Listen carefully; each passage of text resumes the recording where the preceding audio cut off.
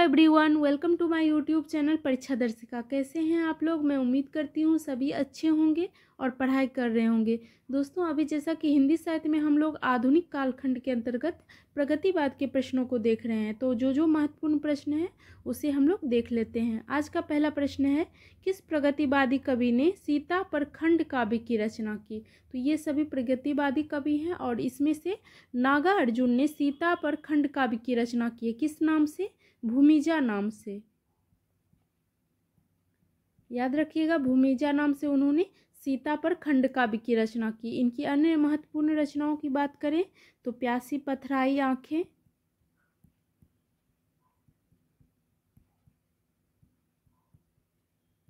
एक युगधारा, तुमने कहा था, ये इनकी प्रमुख रचनाएं हैं। आगे की प्रश्न है हमारा, प्रगतिवाद में निम्न वर्ग के जीवन चरित्र को का प्रधानता दी गई है, जबकि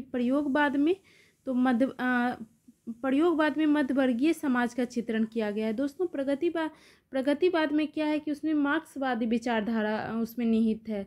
वो मार्क्सवादी विचारधारा में क्या होता है, शोषक और शोषित वर्ग के रूप में समाज को देखते हैं। इस विचारधारा में प्रगतिवादी जो कवि हुए वो शोषक वर्ग के खिलाफ और शोषित वर्ग में चेतना लाने का प्रयास किया है। उन्होंने उसे शोषित वर्ग को संगठित करके शोषण मुक्त समाज की स्थापना करने की उन्होंने कोशिश की है। इस तरह से प्रगतिवाद में क्या है तो निम्न वर्ग के जीवन चरित्र का प्रधानता दी गई है, जबकि प्रयोगवाद में मध्यवर्गीय समाज का चित्रण किया गया है।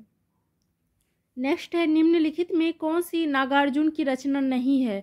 तो दोस्तों, दी गई रचनाओं में फूल नहीं रंग बोलते हैं, ये नागार्जुन की रचना नहीं है, बल्कि ये किसकी रचना है? तो इसके रचनाकार हुए केदारनाथ अग्रवाल।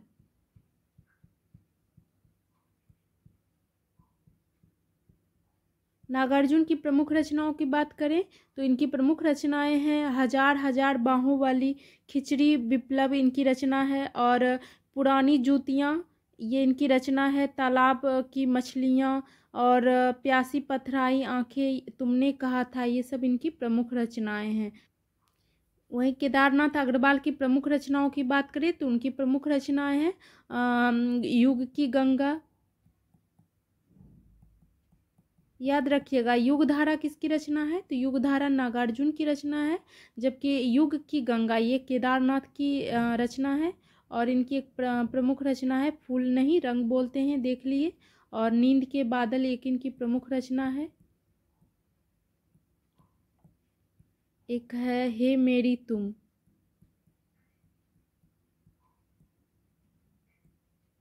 इस तरह से ये इनकी रचनाएं हैं। हमारा आगे के प्रश्न है, प्रगतिशील लेखक संघ का प्रथम अधिवेशन किस सन में हुआ? तो इसका प्रथम अधिवेशन कब हुआ? तो 1936 ईस्वी में।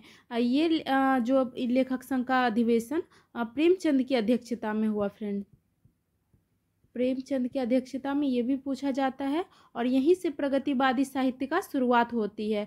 और दोस्तों, 1935 में पेरिस में E.M. फोस्टर के नेतृत्व में इसकी बैठक हुई, जिसमें भारत से डॉक्टर सज्जाद जहीर और मुल्क राज ने भाग लिया। इन्हीं दोनों लोगों ने 1935 में इंग्लैंड में भारतीय प्रगतिशील लेखक संघ की स्थापना की।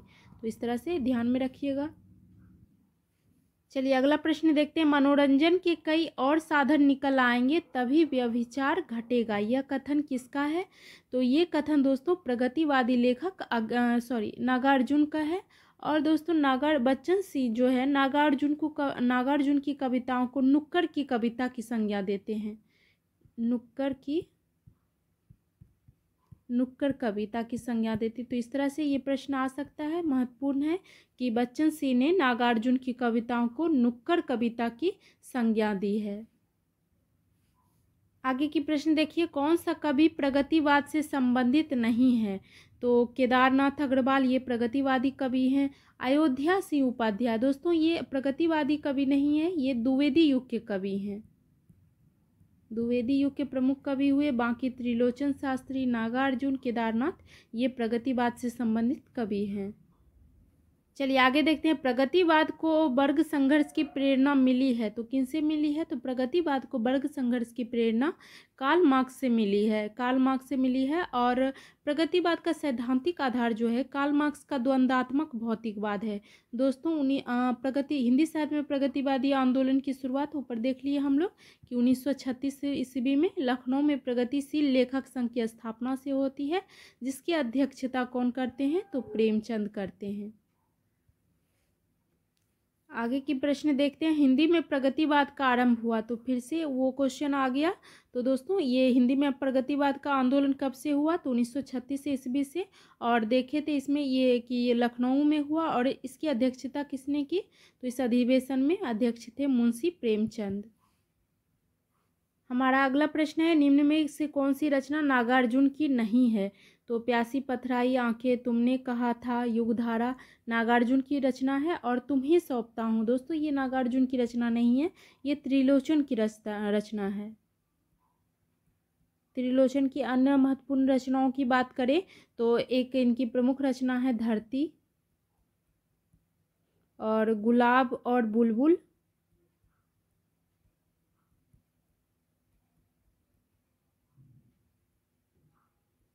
ये इनकी प्रमुख रचना है। अगला प्रश्न देखिए, बसंती हवा कविता के रचयिता कौन है? तो बसंती हवा कविता के रचयिता कौन है? केदारनाथ अग्रवाल। और दोस्तों इनकी अन्य रचनाओं की बात करें तो इनकी प्रमुख रचना है गुलमेहंदी,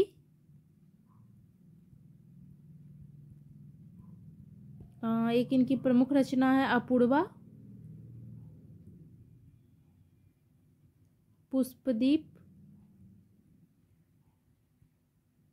इस तरह से ये इनकी प्रमुख रचनाएं हैं। अगला प्रश्न देखिए, राम कथा पर आधारित काव्य कौन सा है? तो इसमें राम काव्य पर आधारित काव्य कौन सा है?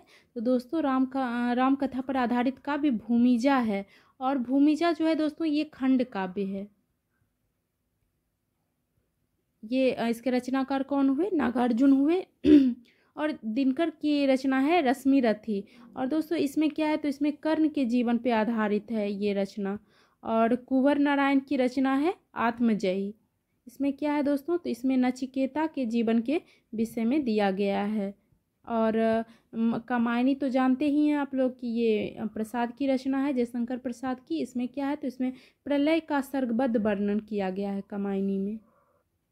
हमारा अगला प्रश्न है, प्रगतिवादी कविता के प्रतीक, बिंब, शब्द, मुहावरे, चित्र ये सब कहाँ से लाए गए? तो दोस्तों ये जनजीवन के बीच से लाए गए।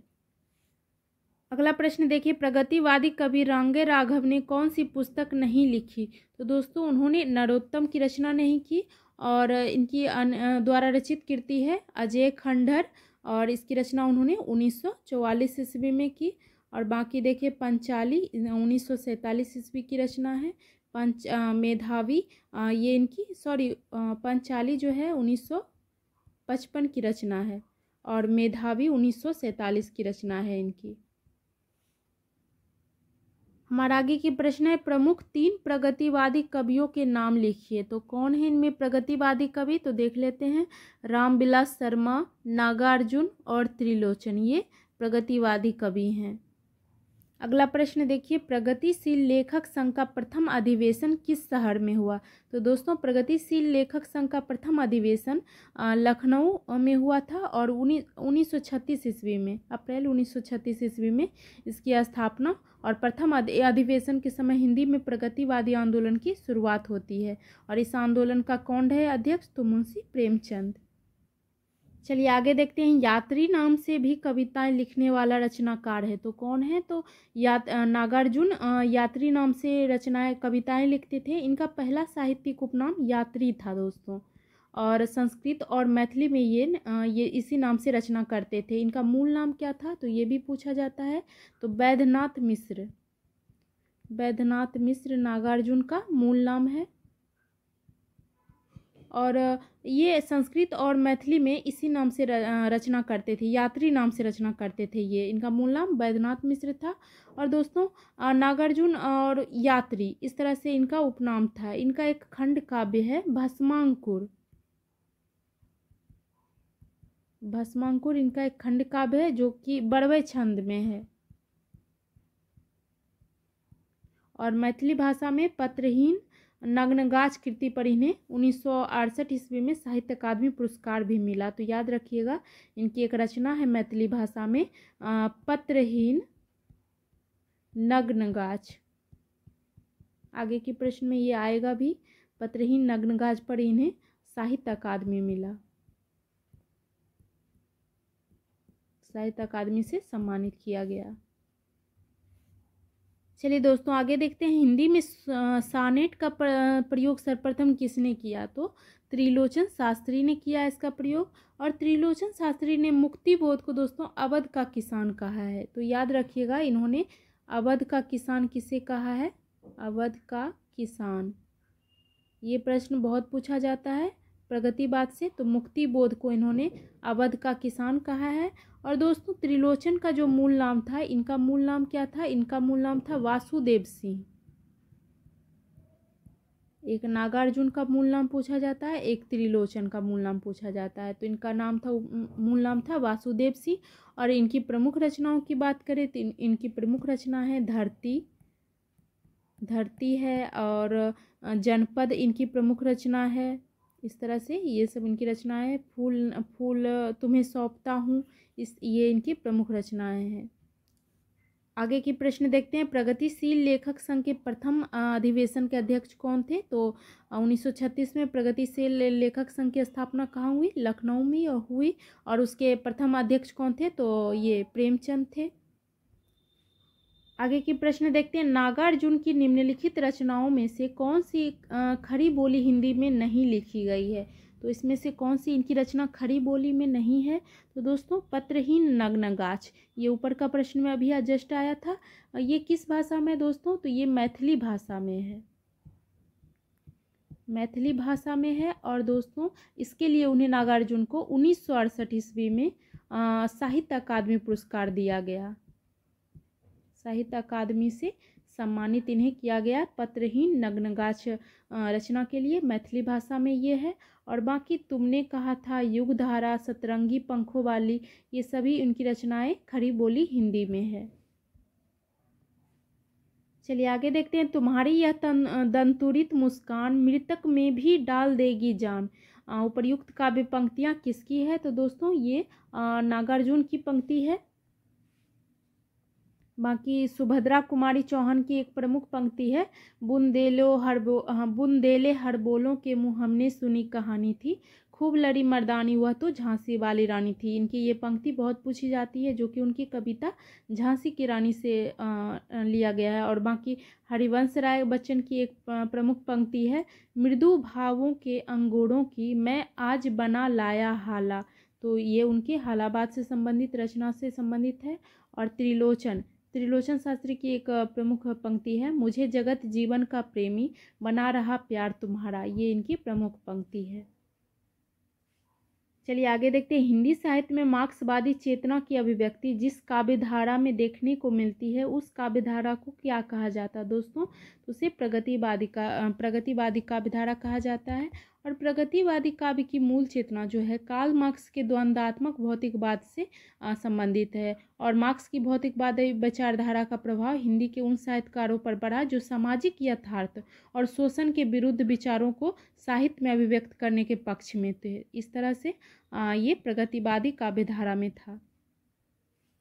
फ्रेंड्स, ये था हमारा आज का लास्ट प्रश्न, प्रगतिवादी आंदोलन से संबंधित MCQ।